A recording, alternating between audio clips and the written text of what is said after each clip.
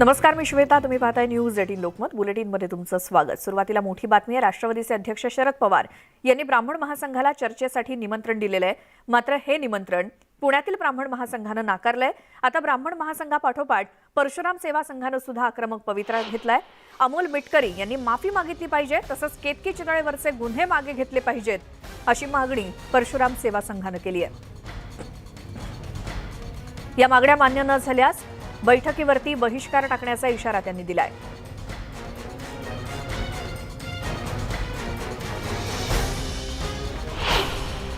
राष्ट्रवादीचे अध्यक्ष शरद पवार यांनी ब्राह्मण महासंघाला चर्चेसाठी निमंत्रण दिलंय. मात्र ब्राह्मण महासंघानं हे निमंत्रण नाकारलंय.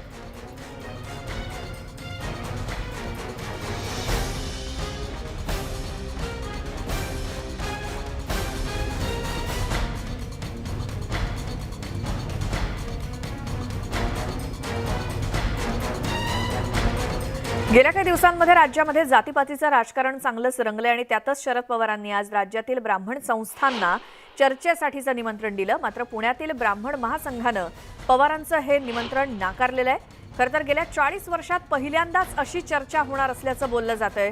यावेळी ब्राह्मण संस्थांनी नाराजीचं कारण सांगावं असा या चर्चेचा मानस होता. मात्र इतर संस्थांनी निमंत्रण स्वीकारल्यावर सुद्धा ब्राह्मण महासंघानं हे निमंत्रण नाकारल्याची माहिती मिळाली आहे.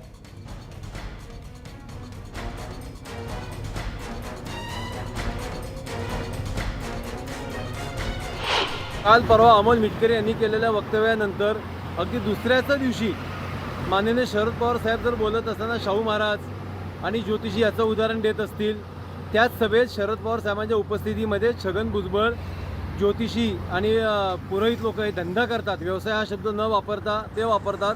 माननीय शरद पवार साहेब त्याला हसून अनुमोदन देतात. हे सगळं गोष्ट ब्राह्मण महासंघाच्या आणि ब्राह्मण समाजाच्या पवार साहेबांकडनं असलेल्या शेवटची अपेक्षा धुळीस मिळवल्या असं आमचं स्पष्ट म्हणणं आहे. अधिक बोलण्यासाठी आमचे प्रतिनिधी गोविंद वाकडे सध्या आपल्या सोबत जोडले गेलेत पुण्यातून. गोविंद, शरद पवारांनी जे निमंत्रण दिलेलं आहे ब्राह्मण संस्थांना, काय नेमक्या प्रतिक्रिया आल्यात त्यांच्याकडनं?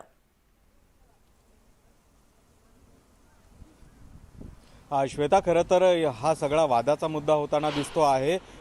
जे ब्राह्मण महासंघाचे आनंद दवे आहेत किंवा परशुराम सेवा संघाचे जे पदाधिकारी आहेत त्यांनी या बैठकीवर बहिष्कार टाकला. खरं तर ह्या दोनच संघटना आहेत राज्यभरातून ज्यांनी या बैठकीवर बहिष्कार टाकला आणि आपली भूमिका मांडतात. ते असं म्हणाले की अमोल मिटकरीचं वक्तव्य असेल किंवा आत्तापर्यंत जो या त्रास झालेला आहे त्या संदर्भामध्ये कुठेतरी आम्हाला माफीनामा हवा आहे. त्याचबरोबर केतकी चितळेचं प्रकरणही या निमित्तानं पुढे आणलं गेलेलं आहे. मात्र दुसरीकडे जर बघितलं तर अखिल भारतीय ब्राह्मण महासंघ या बैठकीला जाणार आहेत. त्याचे संस्थापक अध्यक्ष गोविंद कुलकर्णी यांनी आपल्याला अशी माहिती दिलेली आहे आणि राज्यातल्या अनेक संघटना या बैठकीला येत आहेत.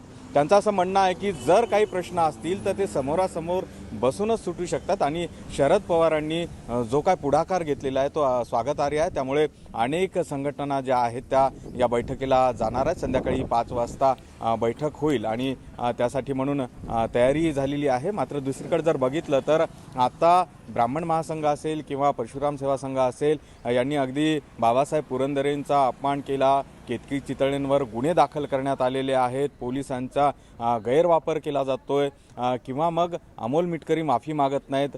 छगन भुजबळ हे ब्राह्मणांना धंदा करतात असं म्हणतात. अशा अनेक आक्षेप घेऊन या दोन्ही संघटनांनी बहिष्कार घातला. त्यामुळे कुठेतरी वाद होताना दिसत होता. मात्र संध्याकाळी ही बैठक पार पडणार आहे आणि त्या बैठकीला या बैठकीबद्दल जाणून घेऊयातच. गोविंद, थोडंसं थांबवते कारण आपल्यासोबत आता अखिल भारतीय ब्राह्मण महासंघाचे अध्यक्ष गोविंद कुलकर्णी आहेत फोनलाईन वरती. गोविंद कुलकर्णीजी, स्वागत तुमचं न्यूज 18 लोकमत मध्ये. शरद पवारांनी तुम्हाला दिलेल्या निमंत्रणाबद्दल तुमचं काय मत आहे? धन्यवाद. नमस्कार जी. अखिल भारतीय ब्राह्मण महासंघ मागे जे 19 एप्रिलला ज्या अमोल मिटकरांनी विटामध्ये ज्या सांगली जिल्ह्यात इस्लामपूरमध्ये ज्या भाषणं केले होते त्या भाषणामध्ये जो हिंदू धर्मातील पवित्र असा संस्कार विवाह संस्काराबद्दल जे अनुद्गार काढून चुकीच्या मंत्र रचना करून जे बोलले होते त्या संदर्भात महाराष्ट्रभर आंदोलन चालू असतानाच 23 तारीखला पुन्हा छगन भुजबळ साहेबांनी कोल्हापूरमधल्या त्यांच्या सभेमध्ये अशा ब्राह्मणाबद्दल पुन्हा अनुद्गार काढला. त्याबद्दल आम्ही एक 25 तारीखला एक प्रेस कॉन्फरन्स घेऊन आम्ही त्याच्यामध्ये विषय मांडले होते. त्यांच्या ज्या पक्ष प्रमुखांना ह्या सगळ्या गोष्टी निदर्शनात आणून देणे आणि त्याच्यावर कारवाई होणे अपेक्षित आहे. बरं, गोविंद कुलकर्णीजी, आज संध्याकाळी 5 वाजता शरद पवारांना भेटायला तुम्ही जाणार आहात की नाही? हो, जाणार आहेत. बरं, शरद पवारांना भेटल्यानंतर या सगळ्या गोष्टी तुम्ही त्यांच्या समोर मांडाल? हो, निश्चितच त्या मांडण्याकरता तरी जात आहोत. बरं, तुमच्या सोबत आणखी कोण कोण असणार आहे? तुमच्या सोबत आणखी कोण कोण असणार आहे? महासंघाच्या महाराष्ट्रभरातील पदाधिकाऱ्यांना ज्यांना ज्यांना कन्व्हिनियंट आहे अशा, कारण 1-2 दिवसात आम्ही निरोप दिलेला आहे. संबंध महाराष्ट्रभरातले पदाधिकारी येत आहेत. बरं, तुमच्यासारख्या म्हणजे काही संघटनांनी या बैठकीवरती बहिष्कार घालण्याचं ठरवलेलं आहे, त्यावरती तुमचं काय मत? त्यांचे इंडिव्हिज्युअल निर्णय आहेत. बरं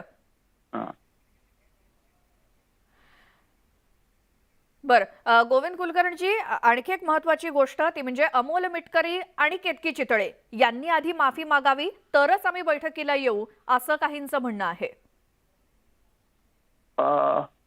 ही सांगण्याकरता तरी अमोल मिटकरींनी माफी मागावा हे सांगण्याकरता तरी कुठेतरी बसावं लागेल. बरोबर. बरं, केतकी चितळेवरचे गुन्हे मागे घ्या अशी देखील मागणी केली जाते तुमच्याच काही संघटनांकडून. आम्हीही करणार आहोत. जी, ते मागणी आम्हीही करणार आहोत. बरं, आता शरद पवारांनी तुम्हाला असं पहिल्यांदाच होत आहे की इतक्या वर्षामध्ये ब्राह्मण संस्थांना शरद पवारांनी चर्चेसाठी बोलवलेलं आहे, त्याकडे कशा दृष्टीनं पाहताय? ही असं आहे, माझ्या मागच्या याच्यामध्ये बोलण्याचं हे राहिले. आम्ही 25 तारीखच्या प्रेस कॉन्फरन्समध्ये मी शरद पवारांना भेटण्याकरता वेळ मागण्याचे हे केले होते. तसंच मी पुण्याच्या त्यांचे जे जिल्हाध्यक्ष आहे प्रदीप गारटकर यांच्याशी बोलून आम्हाला पवार साहेबांशी भेटायचे आहे आणि ह्या सगळ्या गोष्टीवर चर्चा करायची आहे अशा पद्धतीच्या आम्ही मागणी त्यांच्या समोर ठेवले होते. त्याचे सांगोपांग विचार करून त्यांच्या कन्व्हिनियंट प्रमाणे आता वेळ दिलेला आहे. त्याच्याकरता आम्ही ही चर्चा पूर्ण करण्याकरता आम्ही जात आहोत. जी, गोविंद कुलकर्णीजी, आमच्या सोबत आमचे पुण्यातले प्रतिनिधी गोविंद वाकडे सुद्धा आहेत, त्यांना काही गोष्टी तुम्हाला विचारायच्या आहेत. गोविंद, तुम्ही थेट विचारू शकता कुलकर्णींना. कुलकर्णीजी, तुम्ही आता म्हणालात की केतकी चितळेवरील गुन्हे मागे घ्या अशी मागणी करणार आहोत, तर तुम्ही तिच्या कृतीचं समर्थन करताय का? काय म्हणाले? केतकी चितळेवरील गुन्हे मागे घ्या असं तुम्ही म्हणालात, तिथे भूमिका मांडणार आहात, तर तिच्या कृतीचं समर्थन करताय का तुम्ही? नाही, कृतीचं समर्थन नाही आहे. एखादा 24-25 वर्षाच्या मुलांनी एखादा चुकीच्या गोष्टी केले असेल तर मोठे मनाने मोठे माणसांनी माफ करावा ही भूमिका असणार आहे. पण ही विकृती आहे असं सगळ्या स्तरातून टीका होतीये, त्यामुळेच तर गुन्हे दाखल झालेले आहेत. जर गुन्हा दखलपत्र पात्र त्या विषय असेल तर गुन्हा दाखल झालेला असेल तर ठीक आहे, पण अशा गुन्हे अनेक ठिकाणी घडत आहेत, तिथं त्या हे होत नाही आहे ना. सोशल मीडियामध्ये अशा अनेक घटना, अशा अनेक गुन्हापात्र विषय घडत आहेत. अमोल मिटकरींनी जे वक्तव्य केलेलं आहे ते सुद्धा धर्मामधले तेढ निर्माण करण्याचा गुन्हा त्यांच्यावरही होऊ शकतोय, तो का होत नाहीये? बरं, गोविंद कुलकर्णीजी, थोडंसं तुम्हाला थांबवते कारण राष्ट्रवादीचे प्रवक्ते आणि नेते अंकुश काकडे आपल्यासोबत सध्या फोन लाईन वरती आहेत. अंकुश काकडेजी, स्वागत तुमचं न्यूज 18 लोकमतमध्ये. शरद पवारांनी दिलेलं निमंत्रण ब्राह्मण महासंघानं आणि त्यांच्या पाठोपाठ आता परशुराम सेवा संघानं सुद्धा नाकारलेलं आहे. या बाबतीमध्ये ब्राह्मण महासंघाचे आनंद दिवे यांनी शरद पवारांना एक SMS केला होता की आम्हाला आपली भेट हवी आहे म्हणून. बरं, आणि ती भेट हवी आहे असं समजल्यानंतर साहेबांनी ठीक आहे भेटीला काही हरकत नाही वगैरे म्हणून सांगितलं. आणि त्याच्यामध्ये मग एकाच ब्राह्मण महासंघाला बोलवण्यापेक्षा आणखी कुठल्या काही संघटना असतील तर त्यांना देखील बोलवावं असा व्यापक विचार पवार साहेबांनी केला. आणि मध्यस्थ म्हणजे हे सगळं बैठकीचं संयोजन करणारे प्रदीप गारटकर यांनी पुण्यातल्या आणि महाराष्ट्रातल्या काही ब्राह्मण संघांना आजच्या बैठकीचं निमंत्रण दिलं. बरं. त्याच्यापैकी अनेकांनी ते निमंत्रण स्वीकारलेलं आहे. हां. त्याच्यानंतर फक्त आनंद दिवेंनी आम्हाला सांगितलं की आम्हाला वेगळी बैठक साहेबांशी घ्यायची आहे. हं. त्याच्यामुळे ते काही येऊ शकणार नाहीत, परंतु बाकीच्या बहुसंख्य ब्राह्मण संघटना आजच्या बैठकीला उपस्थित राहणार आहेत बरं. असं त्यांनी कळवलेलं आहे. जी अंकुशजी, मात्र एक महत्वाची गोष्ट, अमोल मिटकरींनी माफी मागायला हवी आणि केतकी चितळेवरचे गुन्हे माफ करा किंवा मागे घ्या, या जर मागण्या मान्य झाल्या तरच आम्ही बैठकीला येऊ, असं त्यांचं म्हणणं आहे. एक लक्षात घ्या, बैठकीमध्ये चर्चेमध्ये बसल्यानंतर कामोपचाराने प्रश्न सुटू शकतात. एकमेकाशी संवाद साधल्यानंतर त्याच्यातून काहीतरी मार्ग निघू शकतो. आता ब्राह्मण महासंघाचा जर का केतकीने अशा पद्धतीने पोस्ट केल्यानंतर सुद्धा जर का तिच्यावरचा गुन्हा मागे घ्या आणि अप्रत्यक्षरित्या तिला जर ते पाठिंबा देत असतील, ती अतिशय चिंताजनक गोष्ट आहे. मला वाटतं पोलिसांचं हे काम आहे. पोलिसांनी जी काही कारवाई केलेली असेल त्याच्यामध्ये आपण हस्तक्षेप करणं योग्य नाही आणि आम्ही त्या बाबतीमध्ये काही हस्तक्षेप करणार नाही. पोलिसांनी योग्य ते असेल तो निर्णय घ्यावा असं आमचं मत आहे. जी अंकुश काकडेजी, धन्यवाद. तुम्ही न्यूज 18 लोकमतशी बोललात आणि तुमची भूमिका मांडली. त्यामुळे जर काही गोष्टी असतील, मागण्या असतील तर त्या चर्चा करून त्यावरती मार्ग काढता येईल असं अंकुश काकडे म्हणालेले आहेत.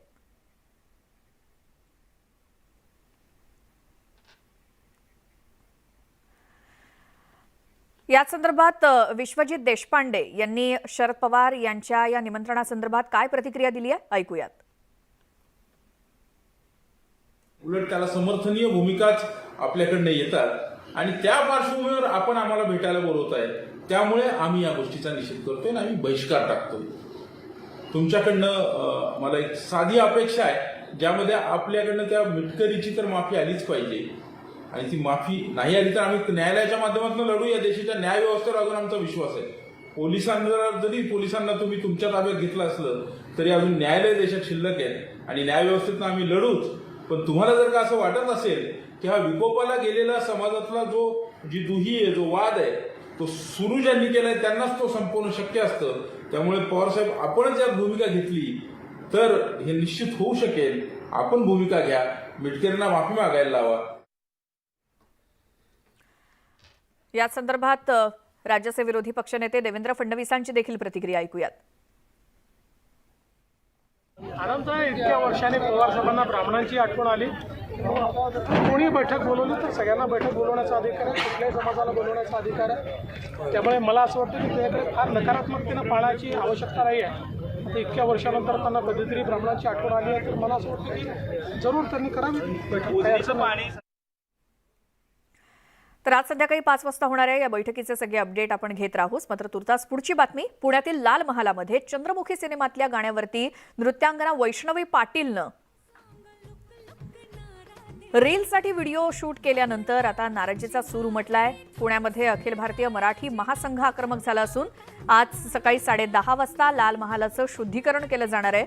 लाल महालात नृत्याविष्कार करून लाल महाल अपवित्र केल्याचा आरोप अखिल भारतीय मराठा महासंघानं केलाय. तर आता या विरोधात राष्ट्रवादी काँग्रेसनं सुद्धा आक्रमक पवित्रा घेतलाय.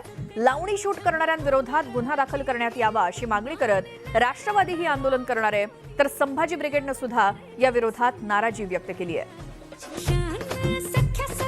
जिजाऊ शिवरायांच्या लाल महालमध्ये, जिथं जिजाऊ शिवाजी महाराजांची प्रेरणा घेण्यासाठी हजारो शिवप्रेमी लाल महालात येत असतात, तो लाल महाल पुणे महानगरपालिकेने बंद ठेवला आणि त्या ठिकाणी मुली नाचवण्याचा या ठिकाणी कार्यक्रम होतो.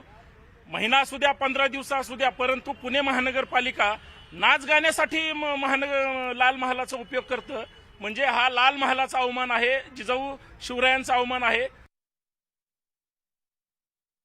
लाल महलमध्ये परवानगी कशी दिली याबाबत आम्ही कॉर्पोरेशनला पत्रव्यवहार केलेला आहे की हे लाल महल हे कॉर्पोरेशनच्या ताब्यात आहे. कॉर्पोरेशन सिक्युरिटी इथं लावण्यात येतो आहे. कुठलाही कार्यक्रम कॉर्पोरेशन परवानगीशिवाय इथं होत नाही आहे. त्याबाबत आम्ही कॉर्पोरेशन अधिकाऱ्यांना पत्रव्यवहार केलेला आहे. तिकडून माहिती आल्यावर आम्ही त्याच्या सखोल चौकशी करून कायदेशीर कारवाई करू.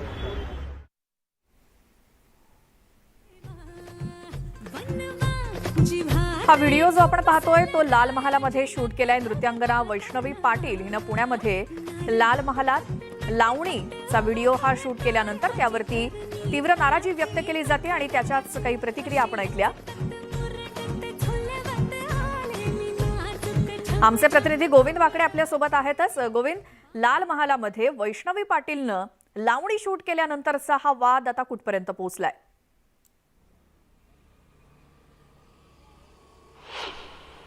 श्वेता, खरं तर हा वाद आता अनेक संघटना याला विरोध करतायत आणि त्याचा निषेध म्हणून आज आंदोलन केलं जाणार आहे. मुख्यत्वे राष्ट्रवादीतर्फे सुद्धा आंदोलन पुकारण्यात आलेलं आहे आणि त्यामुळे कुठेतरी हा वाद चिघळतो का, नक्की या इथे लावणी सादर करण्याला कोणी परवानगी दिली याची चौकशीची मागणी केली जाणार आहे. मात्र दुसरीकडे जर बघितलं तर लावणी सम्राज्ञी सुरेखा पुणेकर यांनी काल आपल्याशी बोलताना स्पष्ट सांगितलं की कलेला कलेच्या दृष्टीने बघा.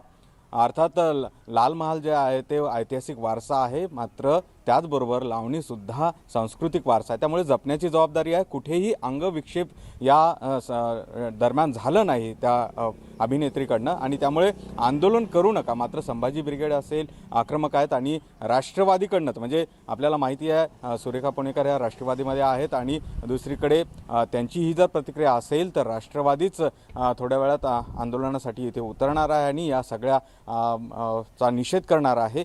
मुळात परवानगी कुणी दिली आणि हे यापुढे असं होऊ नये यासाठी काय दक्षता घेतल्या जाणार आहेत का, महानगरपालिका असेल पुरातत्व विभाग असेल यांनी काय आक्षेप नोंदवले का, ह्या सगळ्या गोष्टी अजून तरी समोर आलेल्या नाही आहेत. मात्र आंदोलन नेमकं त्यासाठीच आहे की हे होत असताना ज्या यंत्रणा आहेत त्यांच्या लक्षात हे आलं नाही का, एवढा वाद विकोपाला गेला नसता. मात्र आता आंदोलनाच्या भूमिकेत असलेल्या या सगळ्या संघटना असतील किंवा राष्ट्रवादी पक्ष असेल यांच्या संदर्भात पक्षश्रेष्ठी काही भूमिका घेतात का, कारण की सुरेखा पुणेकर यांनी स्पष्ट सांगितलं आहे की कुठेही अंगविक्षेप झालेला नाही आहे, लावणी सादर करणं काही गैर नाही आहे आणि त्यामुळे सुरेखा पुणेकरांची भूमिका किंवा राष्ट्रवादीची भूमिका याकडे सगळ्यांचं लक्ष लागलेलं आहे.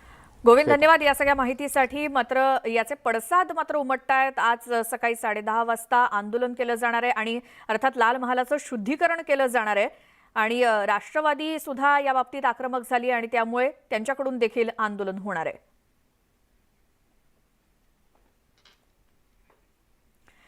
आणि आता हवामानासंदर्भातल्या बातमीकडे वळतोय. मोसमी पावसाची घोडदौड सुरूच आहे आणि दक्षिणेच्या बाजूने प्रगती करत हा पाऊस आता अरबी समुद्रामध्ये श्रीलंकेच्या किनारपट्टीपासून काही अंतरावरती पोहोचलाय.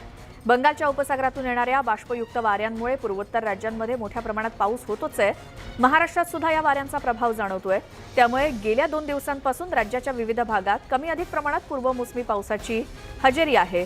राज्यामध्ये कोकण आणि मध्य महाराष्ट्रात पुढचे 2 ते 3 दिवस तुरळक ठिकाणी पावसाची शक्यता आहे. 6 मे रोजी अंदमानात दाखल झाल्यानंतर दक्षिणेच्या बाजूने मोसमी पावसाची प्रगती काही झालेली नव्हती. काल मात्र या भागातून मोठी प्रगती करत मोसमी पाऊस दक्षिण अरबी समुद्रामध्ये दाखल झालाय.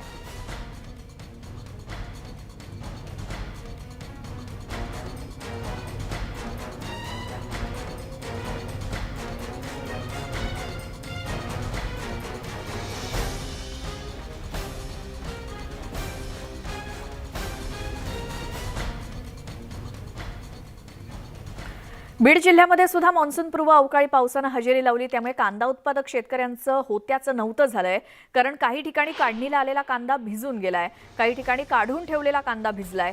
त्यामुळे शेतकऱ्यांचं मोठं नुकसान झालंय. त्यामुळे कांद्यासाठी केलेला खर्च निघेल की नाही अशी चिंता कांदा उत्पादकांना सतावतीये. तर आष्टी तालुक्यातील कडा, डोंगरमण, दादेगाव, घाटापिंपरी आणि धामण गावात सुद्धा आंबा आणि कांद्याचं नुकसान झालंय. यांना पैसे न द्यायला काय करायचं?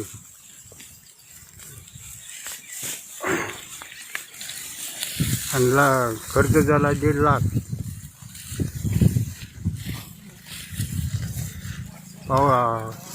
पावसाने अवकाळी पावसाने कांदा साडला. कांदा लावला पण वाटोळ झाला आमचं कांद्याने.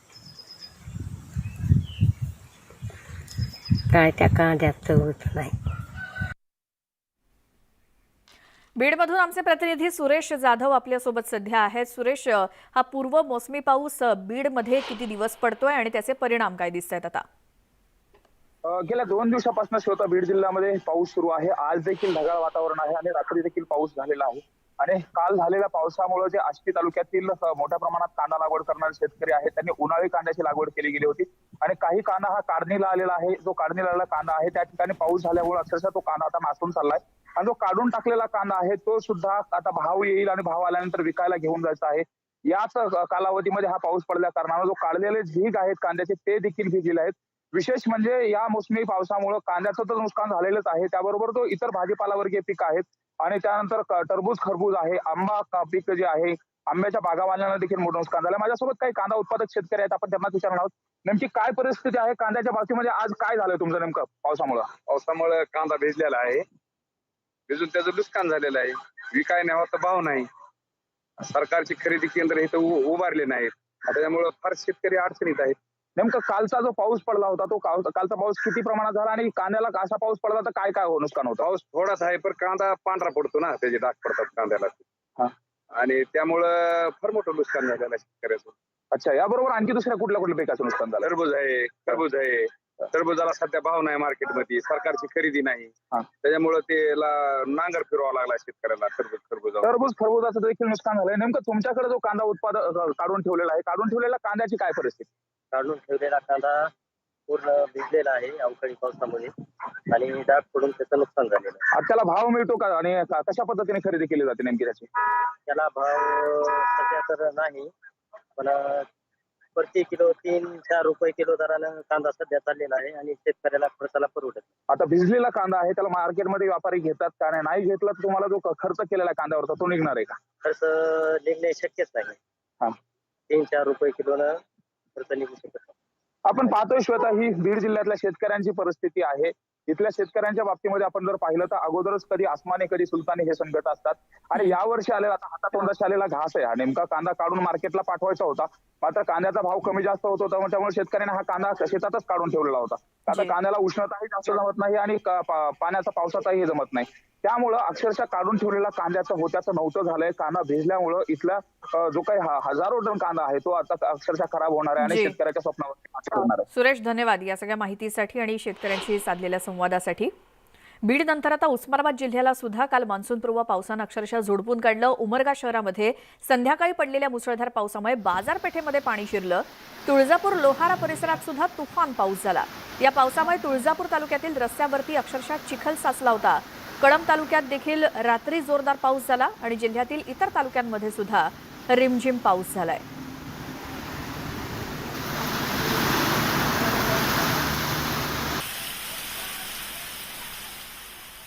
या बातमीसोबतच वेळ झाली आहे या बुलेटिनमध्ये आता इथेच थांबण्याची. यानंतरच्या बुलेटिनमध्ये आपण पाहणार आहोत स्पीड न्यूज.